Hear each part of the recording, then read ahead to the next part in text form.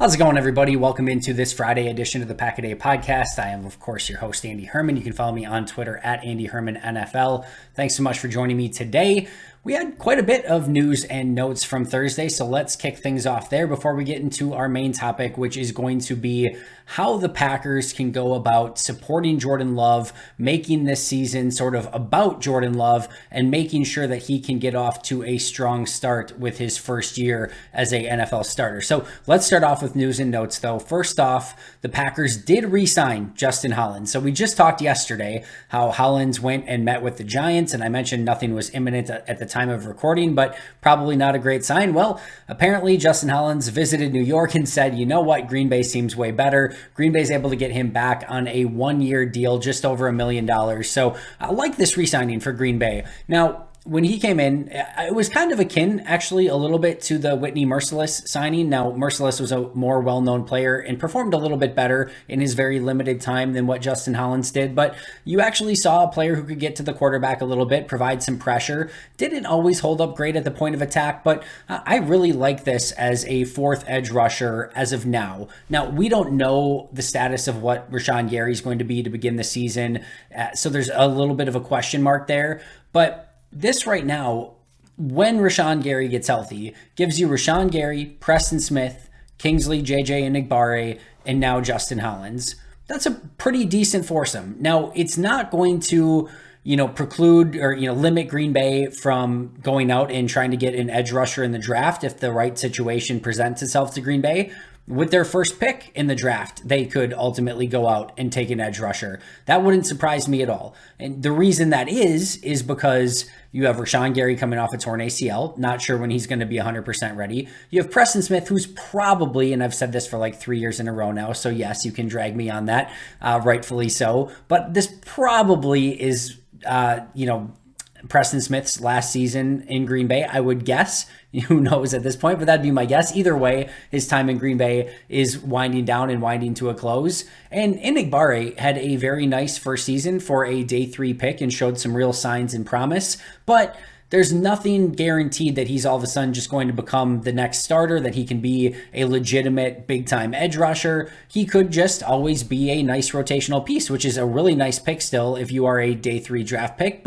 And we're all hoping that Enigbare takes that next step. I think he more than has the capability of taking a significant step if he can just put on a little bit of functional strength. But you never want to just bank on that one thing, right? So at this point, there's nothing to say that Green Bay couldn't or shouldn't or won't take an edge rusher early in the draft for all the reasons that I just mentioned. However, it also makes it so that it's not this pressing need that you have to address immediately.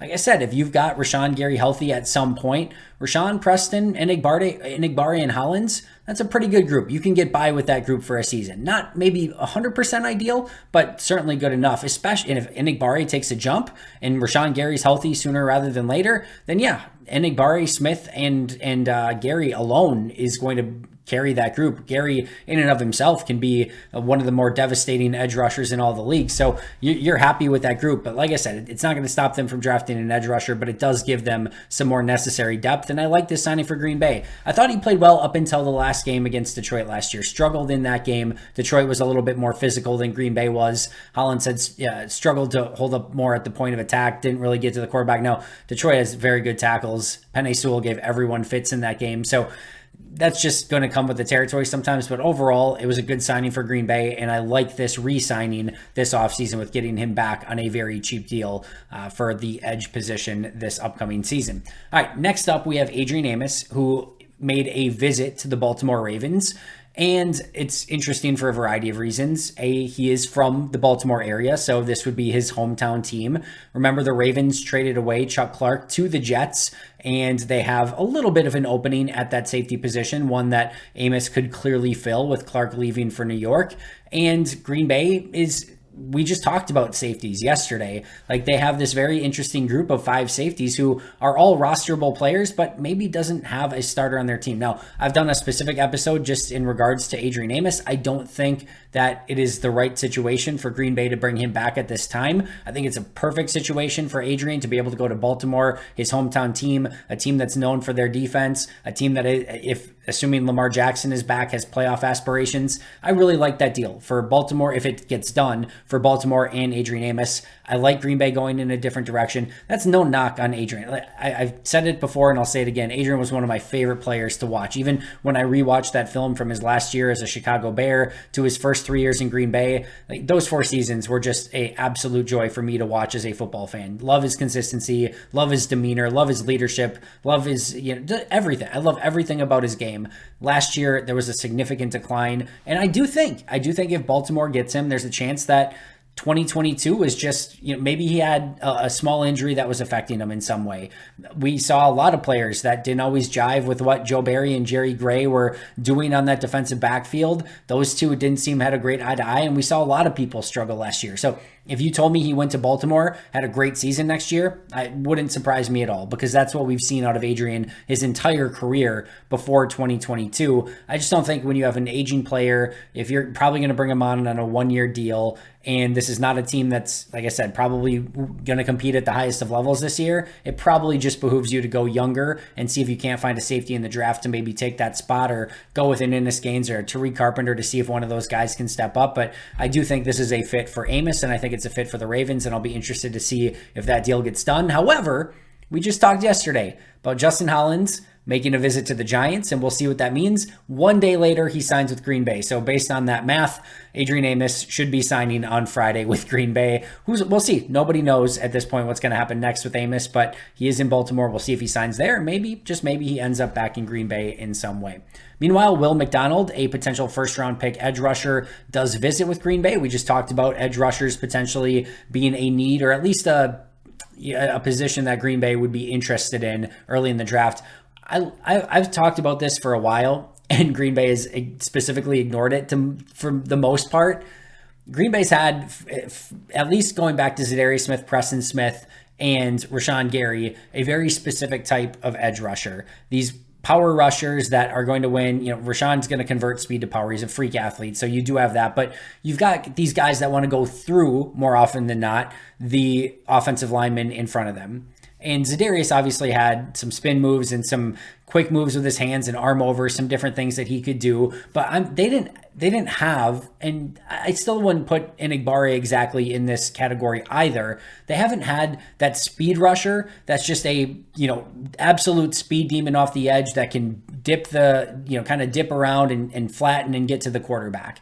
And the reason I've wanted Green Bay to do something like that is it just gives offensive linemen a different flavor that they have to deal with, like a literal change of pace.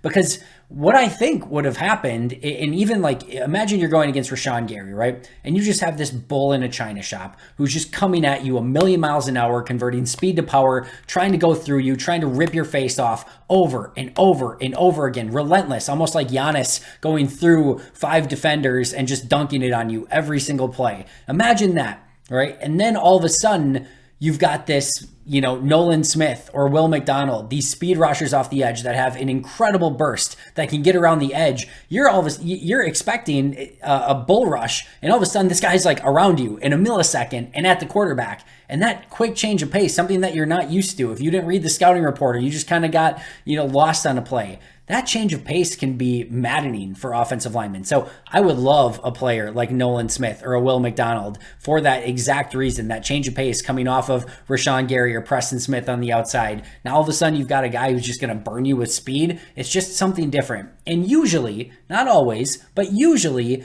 an offensive tackle has something that they're really good at. You have a handful like a Trent Williams, a David Bakhtiari, etc., Laramie Tunsil, who are just good at everything. But a lot of offensive linemen struggle with something. And sometimes that's power, sometimes that's speed, sometimes that is, hands and the ability to win, just kind of the battle of who's going to get their hands on the other one first. Sometimes it's going to be who's the quickest off the line of scrimmage. Sometimes it's leverage. Almost every offensive lineman has something. And I love having, again, those different flavors of pass rushers that, all right, if we're going to, like, let's say Penei Sewell, right? Penei Sewell might be better set up for, and Penei Sewell's phenomenal, so he's good at a lot of things. But let's just say he's really good, and we could use any name here, but let's just say somebody's really good at holding up against a bull rush. So Rashawn Gary, a little bit maybe limited in that game because that's what the offensive tackle that he's going against is good against. Well, now you've got the ability to go to a Will McDonald or a Nolan Smith who's just going to fly around you. It's possible that that offensive tackle who is bigger and stronger can handle the bull rush maybe isn't quite as good against the speed rush. And now you've got that different opportunity to go after that offensive tackle in a different way in maybe some key third down situations. So Will McDonald visits Green Bay. Would absolutely love to see an edge rusher like that. I think they could bring a ton of value to the team. It's not something that Green Bay has generally valued. They kind of want the complete package, but the way Will McDonald had to play in college and kind of line up a little bit more as like a defensive lineman, I think that's going to sort of lend itself to him holding up at the point of attack better as an edge rusher. So we'll see. I'm very intrigued by Will McDonald, and if Green Bay decided that that's their pick, it would be interesting at 15. I'll say that right now. But there's a possibility he could maybe sneak into the early second round. Maybe Green Bay moves up. Maybe Green Bay moves back from 15. Who knows what happens with Jets picks and things like that. If all of a sudden they get 2 seconds, Brian's going to have immense flexibility to move up and down in the first 2 rounds of the draft. So who knows? And I think it's a really smart move by Green Bay to do their due diligence on Will McDonald. And last, for our very quick Aaron Rodgers update from everyone's favorite, Adam Schefter, who I know everyone is very in love with. Very quick update today. Schefter reports that the Packers want a first-round pick plus, and that the talks have recently stalled. The Jets want to give much less, and that's where things are currently at. So apparently the Packers and the Jets have not talked much this week, according to reports. And again, talks are currently stalled at the moment. So take that for what it is. That's all we're going to go over with Aaron Rodgers today. For the most part, I have one other snippet, but it's going to be very small as well. All right, let us get to our main event for today, and that is Jordan Love and how Green Bay can go about this season supporting Jordan Love, making sure that he is set up for success, and really building a team and a process and a roster and a scheme and a playbook around Jordan and what he does well. I'm a huge believer in a strong start for a player. It should be clear here that this is not Jordan's rookie year. This is not his rookie season and getting him off to the right start in that capacity. That's a little bit different. I do think Green Bay's done a nice job with being able to develop Jordan for 3 years up until this point, but I still think there is a ton of value that when he goes out there and makes his first official start as starting quarterback. I know he started the game against the Chiefs, but his first official game as like the starting quarterback of the Green Bay Packers, where he's expected to start an entire season, that you do everything you can to make sure that he is supported, to make sure he has everything around him that he needs, that he has the weapons, that he has the tools, that he has the resources, everything to set him up strong. Because I do think if you can build that confidence early on with Jordan, that will build more confidence, and he's going to believe that he can play and hang and play at hopefully an incredibly high level in this league. If you don't get him off to that strong start and he starts ripping interceptions and throwing 60% or lower completion percentage and losing confidence, that can spiral as well. So confidence, winning is going to breed confidence in winning. Losing and poor play is probably going to lead to some questioning and, just some things that you're probably going to have to overcome at some point. We all know there's going to be bumps along the way. This is not going to be an incredibly smooth process. If it is, awesome. All the power to Jordan. That would be amazing. But in all likelihood, there's going to be a couple hiccups that need to get solved around along the way.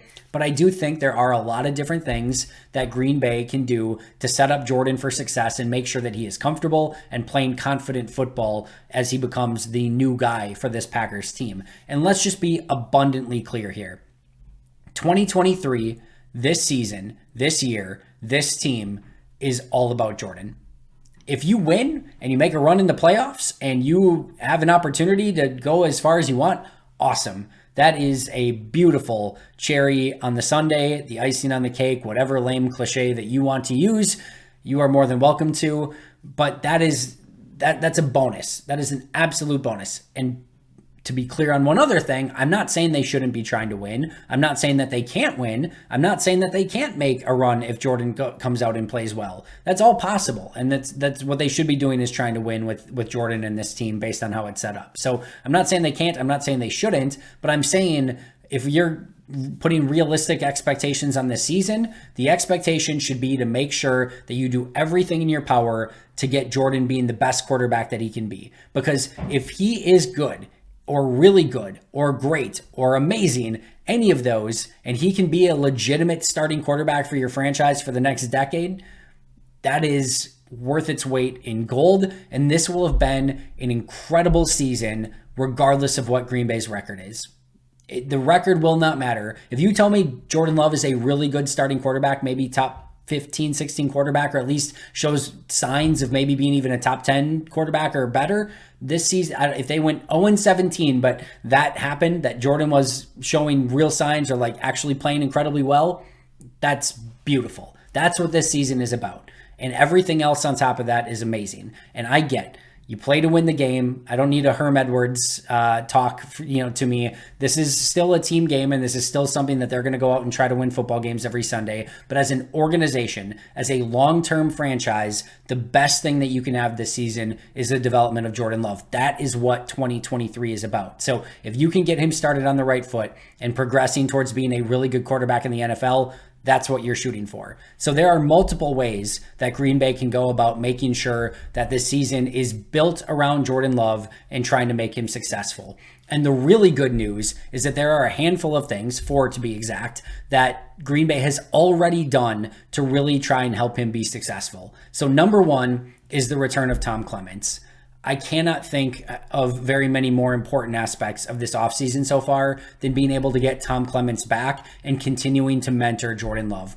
I do not believe for a millisecond that Jordan Love's ascension last year had, it's not a coincidence, I'll put it that way, that coincided with Tom Clements becoming the quarterback's coach of the Green Bay Packers. That is no rip on any previous quarterbacks, coaches, or anything like that. But what Tom did for Aaron is arguably legendary, and Aaron has gone on and on about the impact that Tom had on Aaron's career.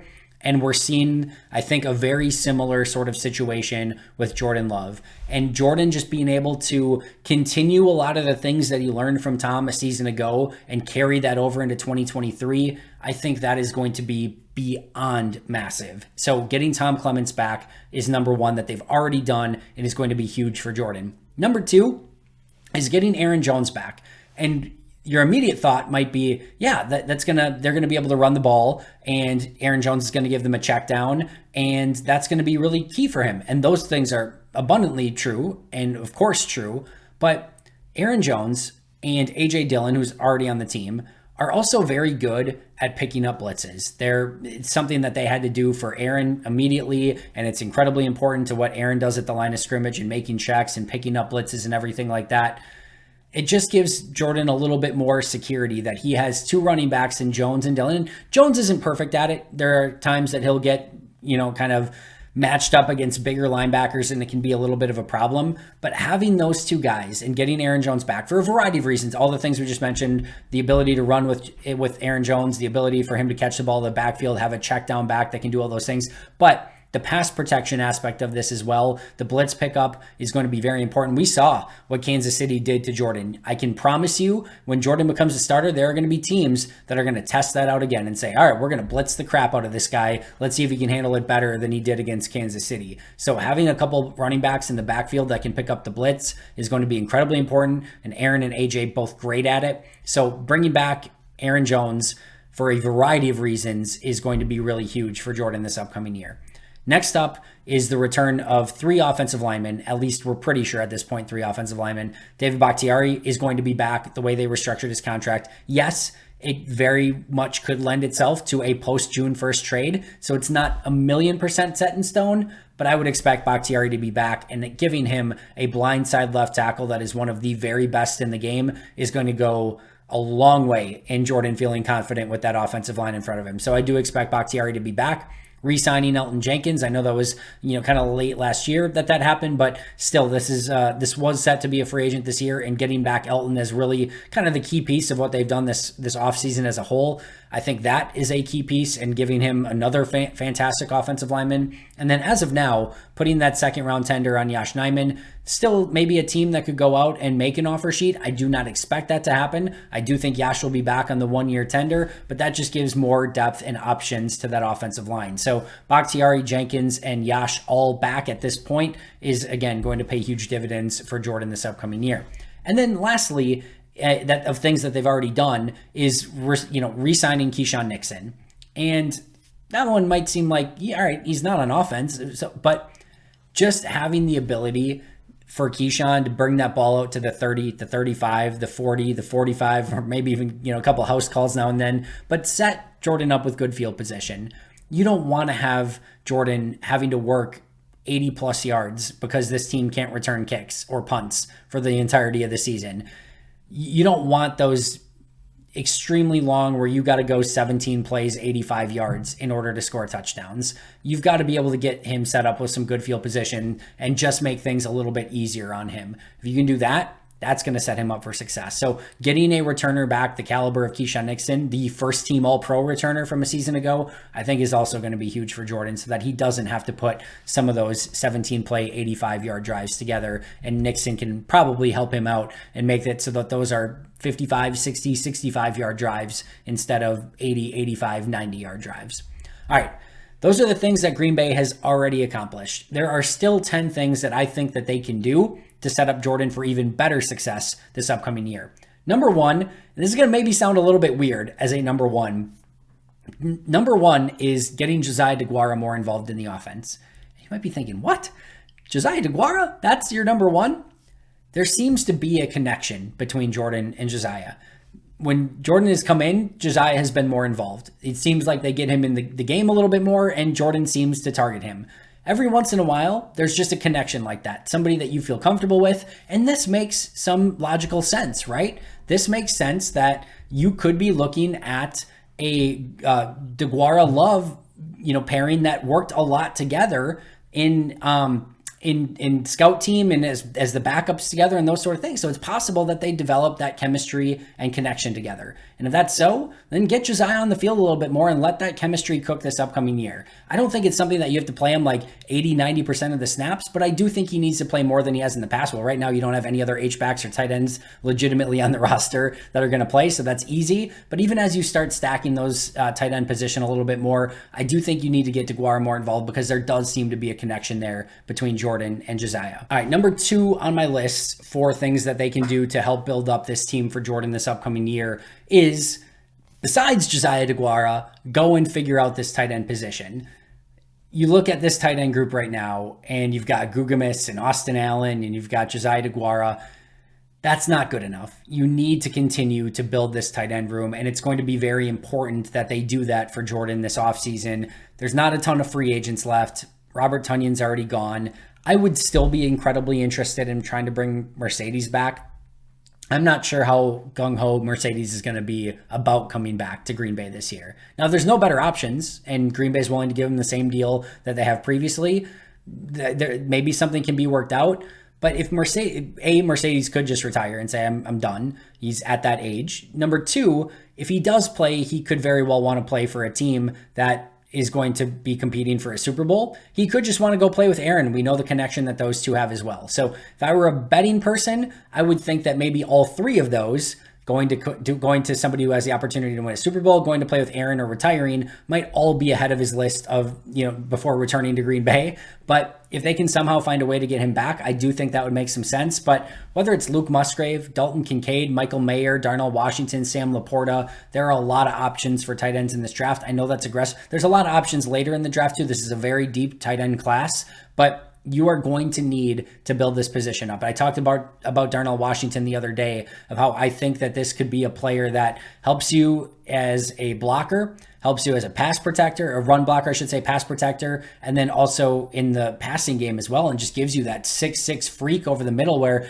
again, if things start to break down, you have somebody that you can throw it to, and he's probably going to box out that defender and just make a play on the ball. Even if it falls harmlessly incomplete, that's fine. Better than a sack, better than an interception, and a lot of times I'm sure Darnell Washington's going to actually come up with that play. So that's a player, but Musgrave's really fun, Kincaid's fun, Mayer's fun, I love Laporta. There's a lot of really fun tight ends in this class. If they can find a way to get one of those tight ends, a tight end, when you're a toddler, what do you need? What is your safety? What is your comfort? It's your blankie.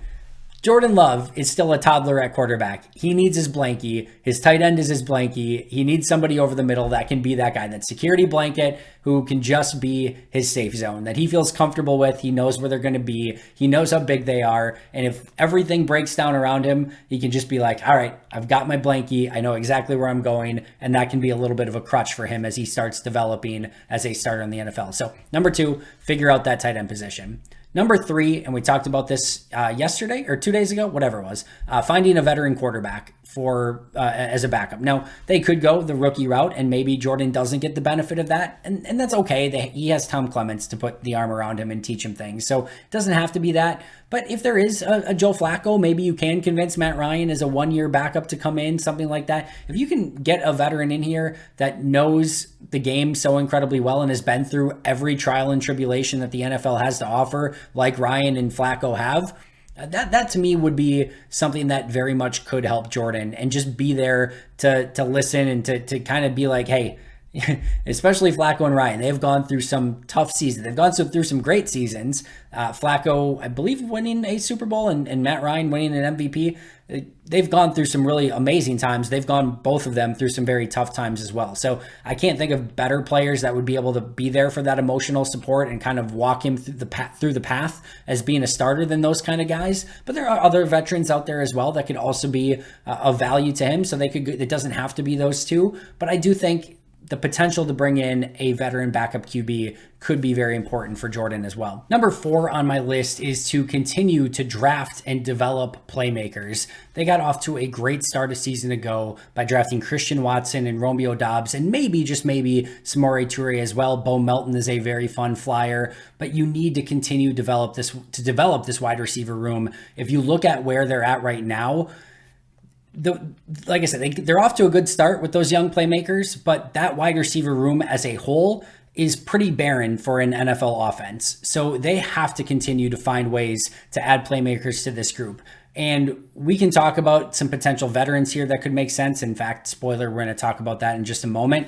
But I do think the bigger, more important aspect of this is to continue to find players that can get the ball in their hands and make plays, so that Jordan doesn't have to do the heavy lifting, that he doesn't have to make incredible throws down the field, that you can kind of go with the Kyle Shanahan system of, hey, we're going to get the ball into our playmakers' hands and they can do the heavy lifting for you. So if you can find players like that and they're in a potential position to do so, I'll say it right now, I think Jackson Smith-Njigba would be such an amazing draft pick. A lot of times you're not in a position where you can go out and attack just like the slot wide receiver position, but you've got Watson and you've got Doubs who can both play on the outside already, which means that you can go out and Jackson Smith-Njigba can play on the outside as well. It's not going to be his primary, but I very much believe he can play on the outside as well. But he is a primary slot guy, and to me, he is a walking, running, jogging, whatever you want to call it. He is a automatic first down waiting to happen. He can gain so much separation. He is able to find his way free in some clutch situations, and he is going to be that guy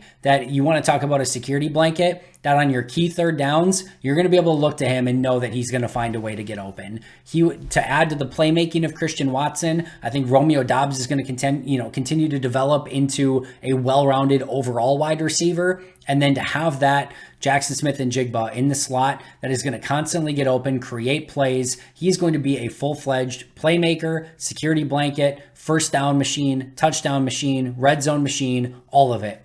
Adding that to the group, that's going to set your wide receiver group up for success for years. And then you still have a Toure. You probably still continue to attack that position in the draft. Maybe Bo Melton turns into something, who knows? But that is a great, great way to start off those playmaking weapons. So if they can somehow find a way to get Smith-Njigba at 15 or maybe 13, if they can find a way to do that, I am 1,000,000% all in. I think he would be a phenomenal pick for Green Bay. But even if he's not, they could go in a variety of different directions. It doesn't have to be in the first round. There's going to be plenty of playmakers that are available throughout the course of the draft. So I would continue to build young and talented playmakers for this offense. Again, targeting 2025, 2026. And all of a sudden, if you've got one of those top playmakers this year, Christian Watson, Romeo Doubs, and they all develop together with Jordan Love, man, that has the ability to be a very potent offense down the road, and that gives you something to be really excited about. So continue to find those players, those run after the catch demons, whatever it is, a constant first down red zone threat in Smith and Jigba.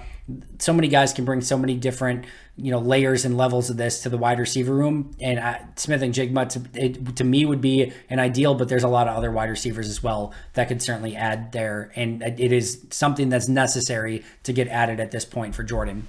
Number 5 is figuring out the center position. There's probably been few, if any, people who have been harder on Josh Myers than me. To be clear, I very much like Josh coming out of the draft. I still think there's a lot of potential there. I think Josh can be a good center in this league. I really do. He just hasn't been. First year, injury riddled, saw some promise, up and down play. Second year, in my opinion, took a major step back. He needs to get back to playing at a much higher level. He needs to find his confidence. Maybe he needs to move to guard. Maybe just getting a new quarterback there, maybe there's not as much pressure there. Maybe that helps Josh Myers. I don't know. But if Josh is not able to hold up and be that center and be that guy, then you have to look at Zach Tom, Elton Jenkins. You could go in a variety of directions. Maybe they look to draft somebody and look for a replacement there. But if you want Jordan to succeed and be able to, run a play action system where he's turning his back away from the rush, you got to trust your center. And the other thing too is that the center's the one making the calls on the offensive line. You want to take some of that pressure off of Jordan. You don't want Jordan to have to be up there thinking like, oh, did my center just make the right calls on the line? Are they all set to go? And like having that in his mind as well. You want him relaxed and knowing that your center is going to be good with making all those calls up front and that you're not going to get that immediate A-gap pressure because the center made the wrong call. So that center position is going to be huge. And if Josh isn't up to it early in the season, then they need to go somewhere else. And as much as I don't want to move Elton away from left guard because I think that's his best position, we saw him get immeasurably better at left guard from where he was at right tackle. I want to see him just stay at left guard. If he's your best center and that's what it takes to fix the middle of that offensive line, then make that move. He was a center in college. He could play it at a very high level. Maybe Zach Tom's that guy. Brian Gutekunst mentioned that his best position they thought coming out of college was going to be center. That's within the realm of possibility as well. I don't care who it is. And I hope it's Josh. I hope Josh just comes out and has the best season of his career. That would be awesome. Love nothing more than that. But if it's not, if he doesn't, then you got to go in a different direction to make sure that position is a little bit more shored up. Number 6 goes without saying, but I'll say it anyway. You got to build your offense and build your playbook for Jordan. And Matt LaFleur, one of the things that he does best is he trusts his quarterback and what they feel comfortable with. So we probably don't even need to go over this one too much because I know Matt's going to do it anyway. But this is an offense that needs to be built around Jordan's strengths. Matt LaFleur is going to do that. He listens to his quarterback, what they feel comfortable with, what they feel confident in, and he's going to run what feels comfortable and confident for Jordan.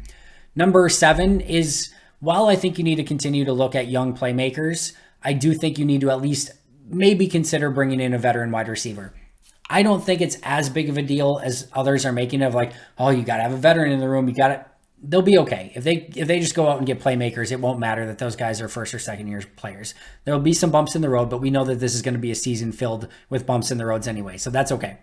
But I do think you at least consider it. Maybe you get Corey Davis in exchange. Maybe they just release Corey Davis and you pick him up in free agency. Maybe you go out and get somebody like a Jarvis Landry. Not ideal at his age, but he could be that veteran presence.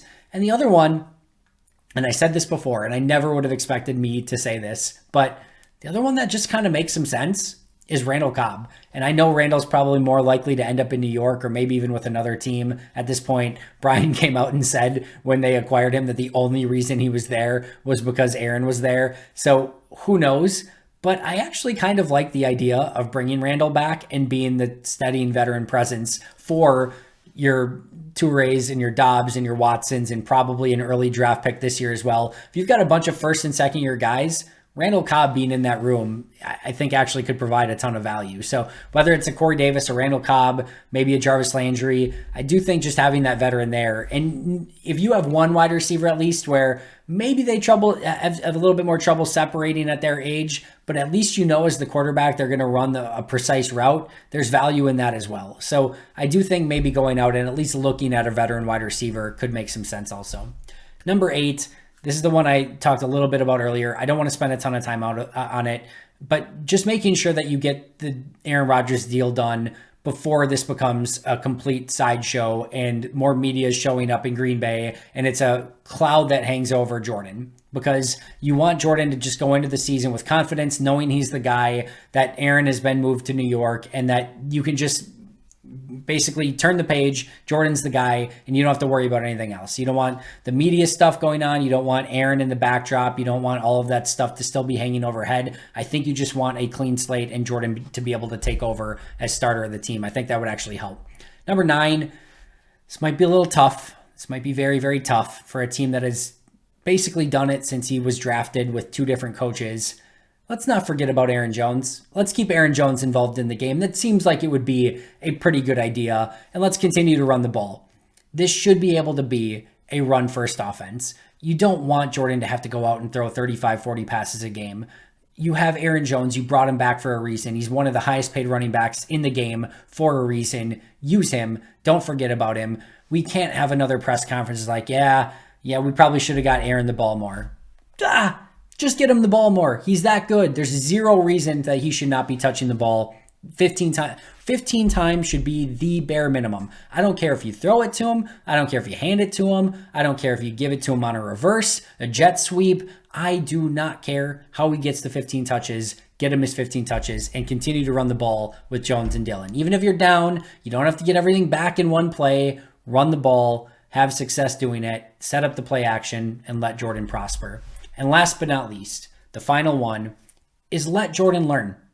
Let him sling the ball a little bit. Take the training wheels off. We heard from Brian Gutekunst the last step for Jordan Love is that he needs to play. That's great, but you can't put him in a bunch of bubble wrap and say, all right, one little tiny step at a time. This is year 4 for Jordan Love.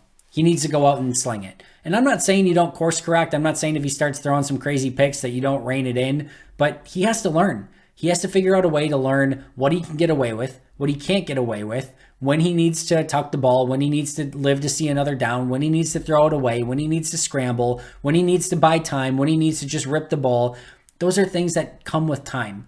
But if you baby down the offense or water down the offense or try to put him in bubble wrap and make it so that he can't make mistakes, he's not going to learn. You have to let him just go out there, rip the football, be the quarterback, be the guy, play with confidence, and have him figure things out along the way. That's sometimes the best way to learn, the best way to get better. And he just has to go out there and be the guy and learn on the job. That's what he's going to have to do. So my 10 things that Green Bay needs to do for the rest of this season, offseason, etc., to make sure that Jordan can be successful. Get Josiah more involved. Figure out the tight end position. Add some talent there. You can't just go in with what they have right now. Find a veteran backup that can maybe be a support system for him. Draft and develop playmakers. Continue to do that. Fix the center position or figure out what you're going to do at the center position or hope that you get a jump from Josh Myers. Build a playbook around Jordan. Consider a veteran wide receiver. Complete the Rodgers deal in an appropriate amount of time. Don't forget about Aaron Jones and make sure you're running the ball and let him learn and take his lumps and learn along the way as he's playing this upcoming year. That's my 10. They did the 4 things already. Nixon, offensive line, Aaron Jones, and Tom Clements. They've got some work to do, but I do think that they can make this season built around Jordan Love. I think they can make him successful, and I'm incredibly excited to watch them do it and to see what he can do in his first year as a starter. That's going to do it for me. I will see you guys right back here tomorrow. Please make sure to subscribe if you have not already. But until next time, and as always, go Pack Go.